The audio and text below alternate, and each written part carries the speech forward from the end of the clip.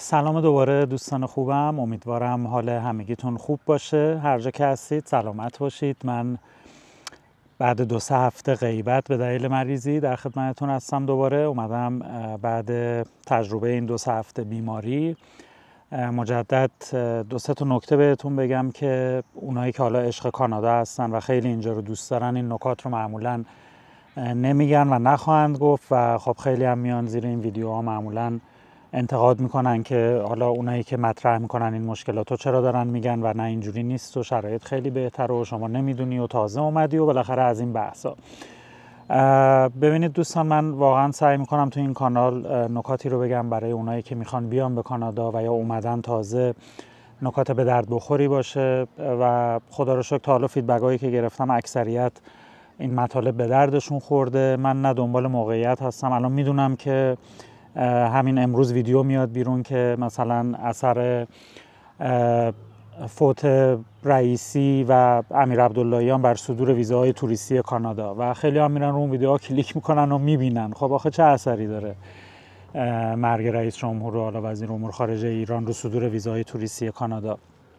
چرا اینو میگم؟ چون تو در واقع اون موشک پرونی مسخره‌ای که انجام شد و هنوز موشک‌های ایران نرسیده بود به اسرائیل و حالا تو راه بود و مسیر مهم بود بیشتر تا مقصد، همون روز 2-3 تا ویدیو اومد بیرون که اثرات جنگ ایران و اسرائیل بر صدور ویزاهای توریستی کانادا. خب چه جنگی؟ آیا اصلا جنگی شد؟ آیا 2 روز 3 روز 10 روز وایسیم ببینین اصلا جنگی میشه یا نه؟ و آیا واقعا مثلا اون جنگ بر اثر اون جنگ دولت کانادا قانونی میده بیرون، چیزی ریلیز میکنه، امکاناتی میذاره واسه مثلا ایرانیا؟ هنوز موشک‌ها تو راه بودن این ویدیوها در اومد و من دیدم ویوهای خوبی هم گرفته. به هر حال خب نشون میده که شاید بخش زیادی از مخاطبا اینجور ویدیوها رو بیشتر دوست دارن، با اینکه میدونن واقعی هم نیست و هنوز نتیجهش مشخص نشده. اما من سعی کردم که از این حواشی به دور باشم و مطالبی رو بیان کنم که واقعا بعد سالها اینجا اقامت تجربه کردم، بهش رسیدم. ببخشید هنوز اثرات بیماری روی من هست و اونها رو با شما مطرح کنم که اگر میخواید بیاید و یا تازه اومدید حداقل این مطالب بتونه برای شما مفید باشه. مقدمه طولانی شد، عذرخواهی میکنم. بریم ببینیم که این نکات مهم چی میتونه باشه. مرسی.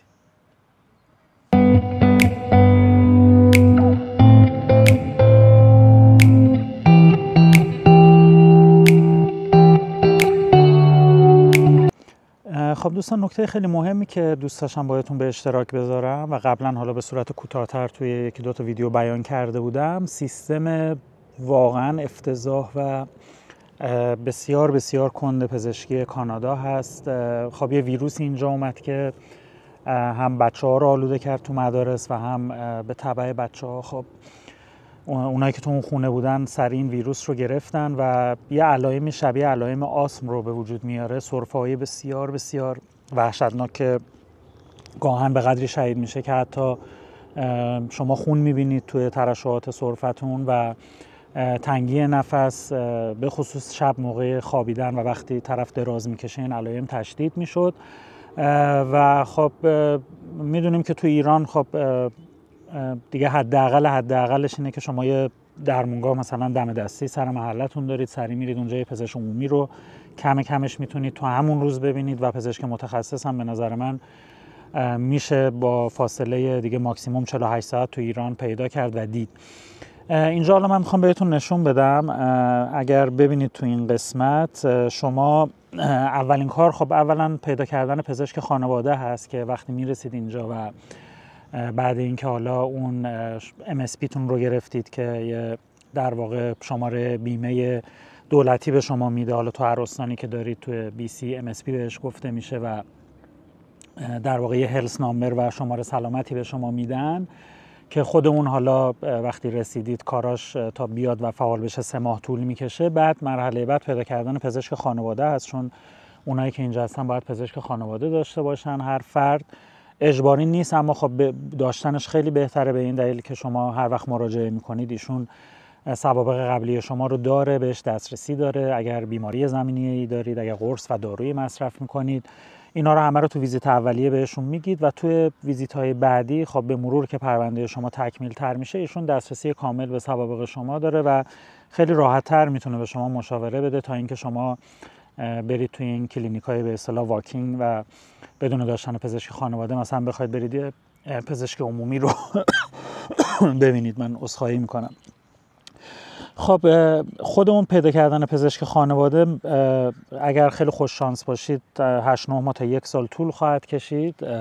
من خیلی از دوستان میشناسم که حتی 1 سال هم گذشته اما همچنان دنبال پزشک خانواده هستن و تو این مدت که پزشک خانواده ندارید خب مجبورید برید پزشکای متفرقه، اگر هم حالا اونا وقت داشته باشن یا حالا بتونید که اونا رو ببینید خودش باز مسئله هست. اما وقتی پزشک خانواده دارید میتونید به صورت آنلاین بیایید و بوک کنید که اینجا میبینید تو صفحه که مثلا من گزینه آنلاین بوکینگ رو اگر انتخاب کنم و بخوام یه قرار با پزشک خانواده خودم داشته باشم، اینجا میاد تو صفحه بعدی که مشخصات شما رو میخواد که حالا مشخصات رو میزنیم، فامیلی رو میزنیم، اون شماره هلس نامبری که بهتون گفتم بعد 2-3 ماه میاد رو باید وارد کنید اینجا که حالا من اینا رو چون اطلاعات شخصی هستش بلاک میکنم و حالا تاریخ تولدتون رو هم میزنید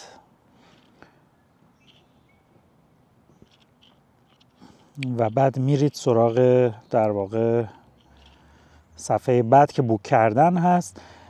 ببینید دوستان، الان من فقط میخواستم به شما نشون بدم اویلیبیلیتی ها رو تا که تازه پزشک خانواده هم داشته باشید شما کی میتونید در واقع دسترسی داشته باشید و بوک کنید.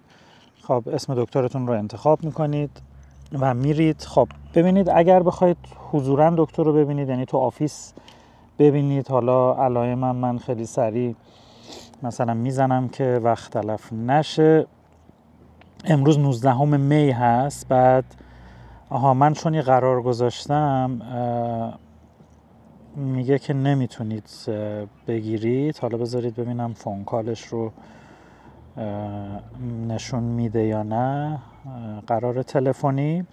خب امروز 19 هست و شما اولین قراری که میتونید تازه اونم به صورت تلفنی نه به صورت حضوری بگیرید برای 2 روز بعد یعنی تاریخ 21 می هست که حالا اگه انتخاب کنید توی یکی از این ساعت‌ها که شما انتخاب و نهایی میکنید دکتر با شما تماس میگیره و به صورت تلفنی در واقع به شما مشاوره و در واقع ویزیت میده.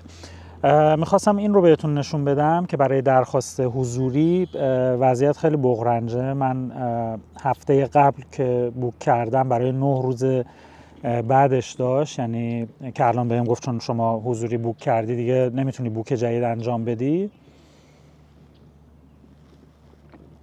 و این قرار برای 9 روز بعد بود و خب شما تصور کنید که تو اون شرایط شدید سرفه نیاز به دارو دارید، نیاز دارید که دکتر در واقع ریه شما رو چک کنه، اگر نیازه شما رو به متخصص ارجاع بده و این گپ 9 روزه اصلا شما ممکنه تو اون 9 روز 1000 اتفاق براتون بیفته یا اصلا به طور کلی این علائم از بین بره و وقتی میرید پیش دکتر دیگه حالا اون علائم رو به اون شدت حداقل نداشته باشید. همونطور که من خب توی یه هفته 10 روز قبل خیلی اوضاعم بغرنج شد، الان بهتر شده و میبینید که بین صحبتام فقط سرفه‌های خیلی کوتاهی دارم، در صورتی که تو هفته قبل حتی من حرف نمیتونستم بزنم، یعنی به محض اینکه دهنمو باز میکردم که صحبت کنم و یا حتی نفس بکشم سرفه‌های خیلی پی در پی و شدیدی داشتم که خب این علائم الان از بین رفته و من 3 روز دیگه که وقت حضوری دارم دکتر رو ببینم به نظرم عملاً توضیح اون علائم شدید میتونه بیفایده باشه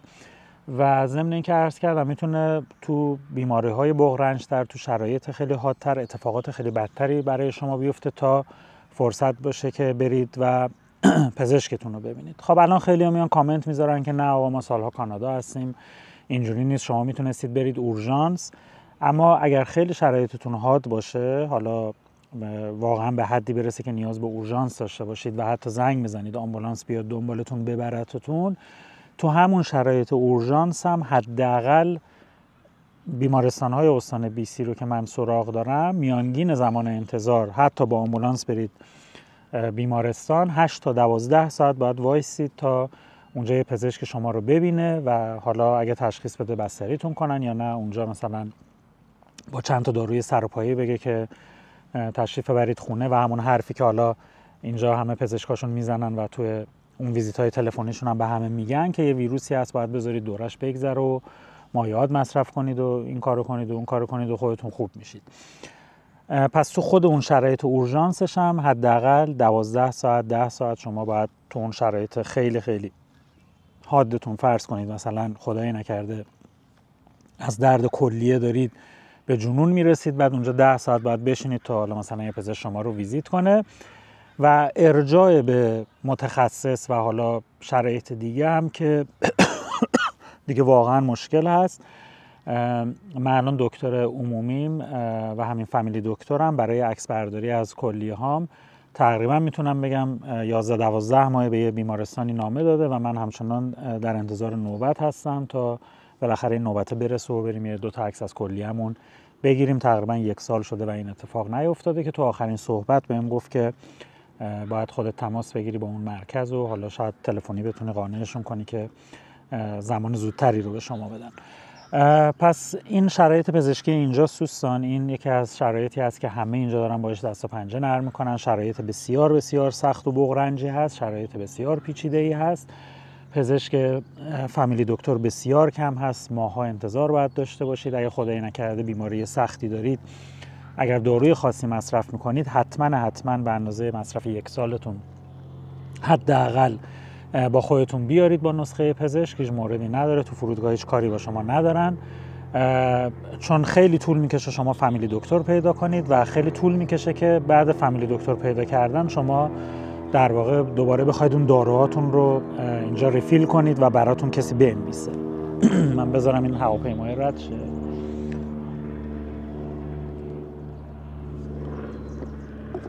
پس این یکی از شرایط بغرنجی است که اینجا عاشقان کانادا به شما نمیگن و اگرم کسی بگه سریع بهش حمله میکنن که نه اینجوری نیست و اوضاع خیلی گل و بلبل و پزشک هست و شما نمیدونی و شما nemiتونی پیدا کنی. اما من خودم و هر کسی رو که اینجا دیدم، حتی سیتیزن ها اینجا با مشکل پزشک دارن دست و پنجه نرم میکنن. یه پیرمرد سیتیزن و اصلا کانادایی خودش اینجا به دنیا اومده بود که یه بار یه آگاهی تو روزنامه داده بود که من $5000 به کسی میدم که بتونه برام یه پزشک خانواده پیدا کنه. پس این مشکلات اینجا هست و حتما این مشکل رو اگر میخواید بیاید و هنوز نیومدید و خدای نکرده مشکل خاصی دارید از لحاظ دارویی و اینها، حواستون باشه که یه در واقع ذخیره مناسبی رو حداقل به اندازه 1 سال 1.5 سال با خودتون همراه داشته باشید. بریم نکته بعدی ببینیم چی هست که ویدیو طولانی نشه. مرسی.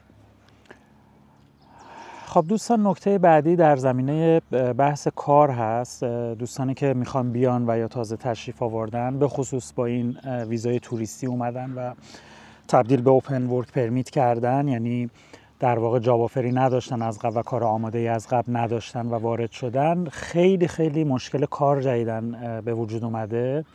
حتی تو کارهای جنرال هم به مشکل خوردن دوستان. این کارها داره به سختی پیدا میشه، مثل قبل نیست. تقریبا میتونم بگم که تو 1 سال گذشته خیلی از شرکت‌های کانادایی بعد اون بحران کووید و فشارهای اقتصادی و افول اقتصادی ناشی از اون اتفاق نتونستن خودشون رو نجات بدن و خیلی از این شرکت‌ها تعدیل نیرو کردن، به مشکل خوردن، درآمدشون کم شده، به ضرردهی رسیدن و بنابراین نیرو نه تنها استخدام نمی‌کنن، دارن نیرو تعدیل می‌کنن تو کارهای جنرال که خب شما حداقل بعد 1-2 ماه تلاش میتونستید این کارها رو تقریبا به راحتی پیدا کنید. الان من خیلی از دوستان رو میبینم که ماها اینجا هستن، حتی توی پیدا کردن اون کارهای جنرال هم مشکل دارن. کارهای تخصصی که جای خود داره، خب بدون داشتن سابقه کار کانادایی پیدا کردن اون کارها نشد باشه، اما خیلی خیلی مشکل هست. بنابراین اگر میاد اینجا یکم سطح طبقاتون رو پایین بیارید. من دوستان و همکارانی داشتم که اومدن اینجا، حالا تو رشته‌های مختلف، مهندس صنایع خوبی بودن تو ایران، مهندس برق و الکترونیک خوبی بودن تو ایران، رشته‌های مختلف تجربه‌های کاری خیلی خوبی تو ایران داشتن، حتی با PR وارد کانادا شدن، اما 5-6 ماه گذشتن و چون اصرار دارن که یعنی فکر می‌کنم مثل ایران میتونن یه کار خیلی خوب و رد بالا همون اول پیدا کنن و سطح انتظارشون خیلی بالاست، 7-8-9 ماه بیکار موندن و الان دارن به دلیل هزینه‌های بالای زندگی و فشاری که داره بهشون اینجا وارد میشه برمیگردن ایران. من خواهشم اینه که سطح توقعتون رو بیارید پایین یکم، یعنی همون کارهای جنرال هم که دارم عرض میکنم به سختی داره پیدا میشه، اول تلاشتون رو بذارید برای اون کارها. درست مهندس خوبی بودید، درست کار خوبی تو ایران داشتید، اما خب اینجا سابقه کار کانادایی خیلی مهم هست و حتی روی اون کار جنرال هم شما سابقه کار کانادایی براتون محسوب میشه. ممکنه نتونید برای PR اقدام کنید چون اکثر اون کارها روی تیر 4 هستن که من حالا توی ویدیو اکسپرس انتری میذارم، لینکشو بالای صفحه برید ببینید، توضیح دادم این دسته‌بندی مشاغل رو و شاید به درد پیارتون نخوره. اما 5 ماه 6 ماه که رو اون مشاغل باشید، چون توی شرکت کانادایی بوده، براتون سابقه کار کانادایی پیدا میشه و درست میشه و شما میتونید بعد اپلای کنید برای کارهای تخصصی با وجود داشتن اون سابقه کار کانادایی.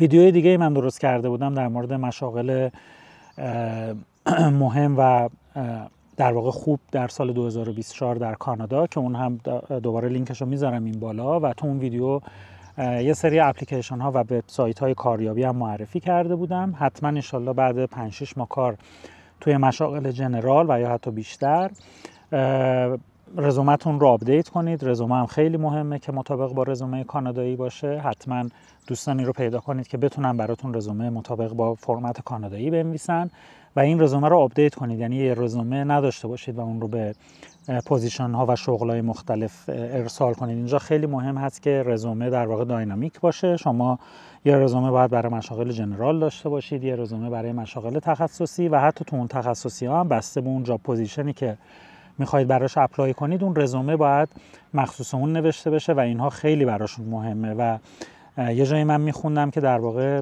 اون کارفرماها و اون HR منیجر و مدیر استخدام نهایت زمانی که میذاره برای هر رزومه تقریبا 15-20 ثانیه هست و اگر تو اون 15-20 ثانیه اولیه اون رزومه جذبش کنه ادامه میده به خوندن اون و این شانس شما رو برای در واقع استخدام شدن و قبول شدن رزومه شما افزایش میده. و اگر ببینه رزومه با فرمت یکسان هست که همه جا هست وجود داره و کپی پیست شده و در واقع جذبش نکنه، تو همون 15-20 ثانیه اول اون رزومه رو میذاره کنار و شما اینجوری شانستون رو از دست میدید. اینها نکات خیلی مهمیه که حتما باید بهش توجه کنید و من مطمئن هستم اگر یکم سطح توقعتون رو بیارید پایین و از کار کردن تو مشاغل جنرال در بدو ورود ترس نداشته باشید، مطمئنا میتونید به زودی روی کارهای تخصصی هم کار مد نظر و کار مورد علاقتون رو پیدا کنید. اینها نکات مهمی است که من خواستم بهتون بگم که الان این مشکلات وجود داره. مشکل کاریابی هست، مشکل